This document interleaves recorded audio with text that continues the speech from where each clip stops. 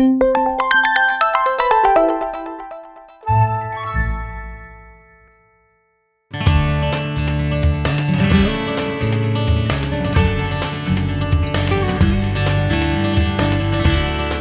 안녕하십니까. 이성희의 건강 토크 시간입니다. 고령화 시대로 접어들고 있는 요즘 많은 어르신들이 무릎 인공관절 수술을 많이 받고 있는 그런 형편입니다. 우리가 이 말로만 들어본 무릎 인공관절 수술, 오늘은 인공관절 수술에 대해서 서시탑병원 곽상구 원장을 모시고 알아보도록 하겠습니다. 원장님 안녕하세요. 네, 안녕하십니까. 예.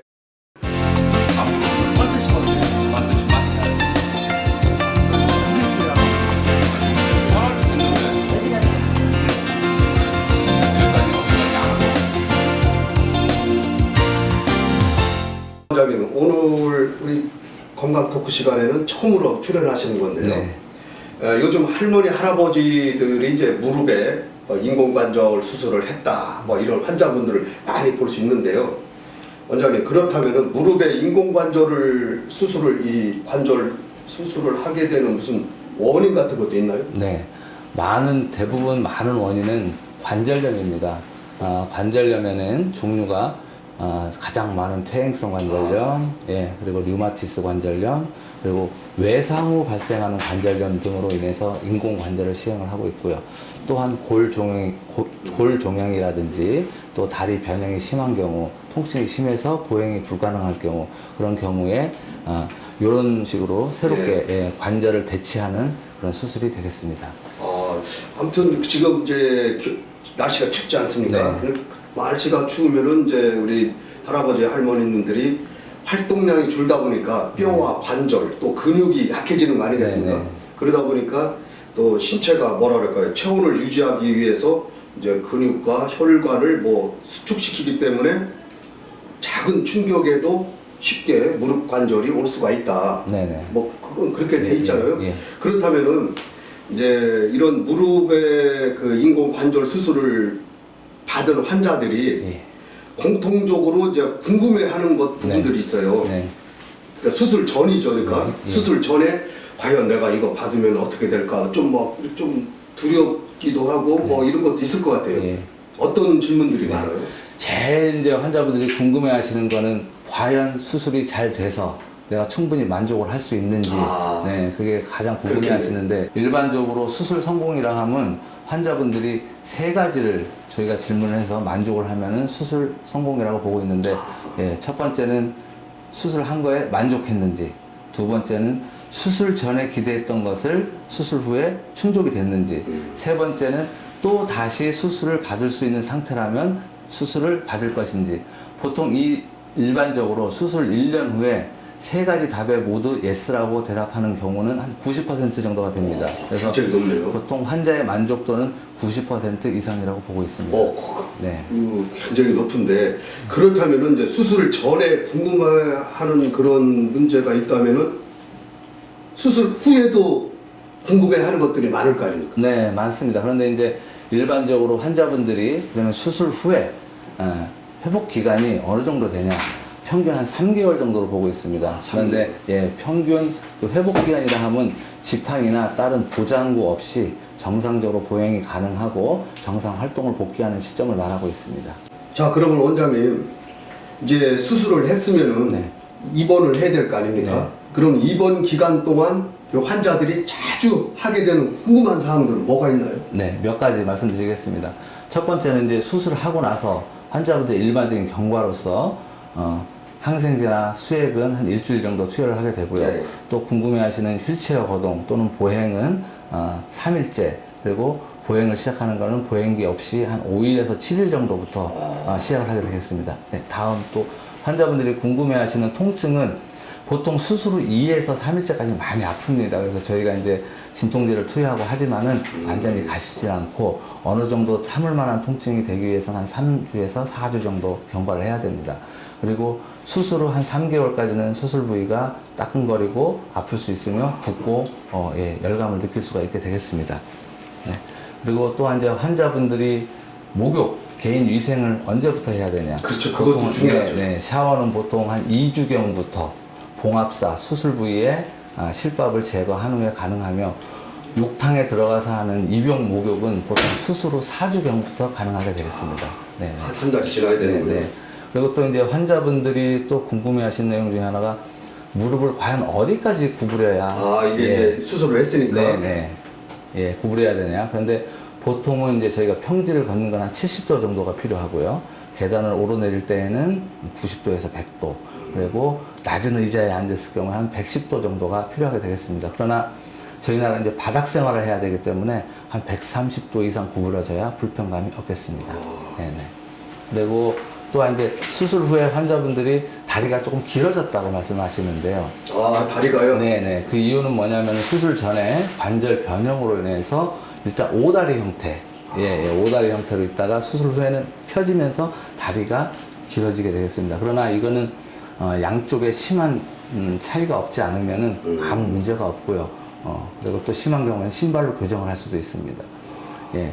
또한 이제 병원 생활을 오래 하시고 또 이제 활동을 제한하고 하면서 환자분들이 불면증, 우울증, 변비 이런 증세를 호소하실 수 있습니다. 변비 많이 호소를 하더라고요. 그 원인이 이제 조금 전에 말씀드린 활동 제한이라든지 입원실에서 불편한 거, 그리고 남에게 의지를 해야 되는 그런 현실, 그리고 또 약물 때문에 그런데요. 대부분 기저질환, 본인이 가지고 있던 질환이 아니면은 퇴원 후에는 대부분 호전이 되겠습니다. 그리고 이제 환자분들이 수술 후에 또 수술 부위에 열감을 많이 호소하시는데요. 그래서 저희가 냉찜질을 합니다. 그래서 보통 한 3개월까지는 냉찜질을 할 수가 있고요. 그러니까 그 부위에 얘기하는 거죠? 네. 그리고 이제 4에서 6주경 되면 이제 온찜질을 같이 병행을 하셔도 되겠습니다. 그럼 이제 벽에를 이렇게 사용해서 한다는 건 무슨 얘기입니까? 이제 그거는 이제 수술 후에 무릎에 환자분들은 통증이 있기 때문에 무릎 밑에다 벽에를 받치려고 합니다. 그럴 경우에는 무릎이 굳는 현상이 발생하기 때문에 통증이 있더라도 발목 쪽에다가 벽에를 받쳐서 무릎을 좀 피는 운동을 하시는 게 좋겠습니다. 우리 원장님 얘기 들어보니까 이 수술 받고서 입원하는 동안에 궁금한 게 진짜 많네요. 이게. 저도 그렇잖아요. 수술 받으면 진짜 금방 걸을 것 같고 뭐 이렇게 하는데 그것도 이제 과정이 좀 여러 가지 있네요. 그러면은 이제 그렇게 해서 시간이 지나서 퇴원을 했어요. 퇴원 후에도 이 궁금증이 많지 않을까 생각이 되는데. 네, 맞습니다. 그래서 보통 환자분들은 이제 약을 복용하시는데 대부분 만성질환들이 있어서 약을 많이들 복용하십니다. 그래서 수술 후에도 또 약을 먹어야 돼서 환자분들이 좀 부담감을 가지시는데 보통 수술 후에 한 3개월까지는 약을 드실 수가 있고요. 그런데 수술하고 나서도 상당 기간 동안에 약을 복용하고 했는데도 통증이 가시지 않으면은 혹시 허리나 다른 것에 문제가 있는지 반드시 검사를 해보셔야 될 것 같습니다. 그러면 제가 볼 때 퇴원을 하고 나서도 물리치료 같은 걸 해야 되는 거 아니에요? 네, 물리치료 이제 저희 병원에서 퇴원을 하실 경우에 충분하게 이제 관절 운동을 해서 퇴원을 하실 경우에는 집에서 혼자 자가로 하실 수 있고요. 근데 이제 조기에 퇴원하셨다든지 무릎이 좀 덜 구부러지는 상태에서 퇴원하셨을 경우에는 물리치료실을 방문해서 적극적으로 구부리는 운동을 하시는 게 좋을 것 같습니다. 그리고 이제 또 환자분들이 가장 질문하시는 내용 중에 하나가 수술 후에 무릎에서 소리가 난다는 것을 많이 호소하시는데. 이렇게 뚝뚝 뭐 이렇게 소리 나는 거 있잖아요. 그런데 통증과 관련이 없으면은 아무 문제가 없습니다. 그리고 대부분 한 6개월에서 1년 정도 지나면 저절로 없어지는 경우가 많습니다. 환자분들이 또 궁금해하시는 해야 할 운동과 하지 말아야 할 운동들이 있습니다. 보통 좋은 운동으로는 이제 걷기, 평지에서, 그리고 수영, 그리고 실내 자전거 괜찮습니다. 그리고 근력 강화 운동은 무리하게 하시면 안 되는데 보통 수술 후 2개월, 3개월이 지났을 때 그리고 최대한 3kg은 넘지 않게 가볍게 하시는 게 좋습니다. 그리고 피해야 할 운동 중에 하나가 달리기, 그리고 점프가 들어가 있는 그런 과격한 운동을 좀 피하셔야 좋고요. 특히 이제 시골에서 쪼그려서 앉아서 하시는 밭일, 논일 같은 거는 절대적으로 피하셔야 되는데, 이게 관절이 구부러져 있어요. 그래서 한 자세로 보통 인공 관절을 하시고 나서 한 자세로 30분 이상 있는 건 좋지가 않습니다. 그래서 한 15분에서 30분 간격으로 무릎 폈다 구부렸다 자세를 변경해 주시는 것이 좋겠습니다. 또 다른 질문 많이 하시는 건 뭐예요? 이제 또 궁금해 하시는 게 무릎을 구부려도 되는지, 그런 걸 궁금해 하시는데, 무릎을 바닥에 대고 구부려도 아무 이상은 없습니다. 인공관절에도 전혀 해롭지가 않습니다.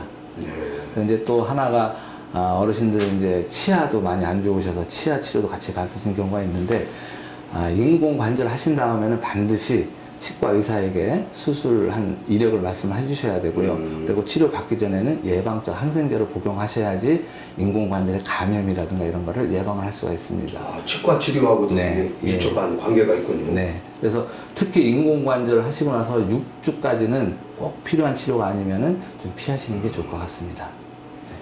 네. 이제 또 하나가 요새 해외여행 그렇죠. 많이들 여행 가고 싶잖아요. 예, 어르신들 오랜 시간이. 여행을 많이 다니시는데 공항 보안 검색대를 지날 때 경보음이 울릴 수가 있습니다. 왜냐하면 인공관절 재질이 금속이다 보니까 삐 소리가 날 수가 있죠. 네, 그럴 수가 있습니다. 그래서 그럴 경우에는 당황하지 마시고 관계자에게 인공관절 수술 이력을 말씀을 해주시고 또 상처 부위 이렇게 보여주시면 대부분 큰 문제가 없는 걸로 알고 있습니다. 네.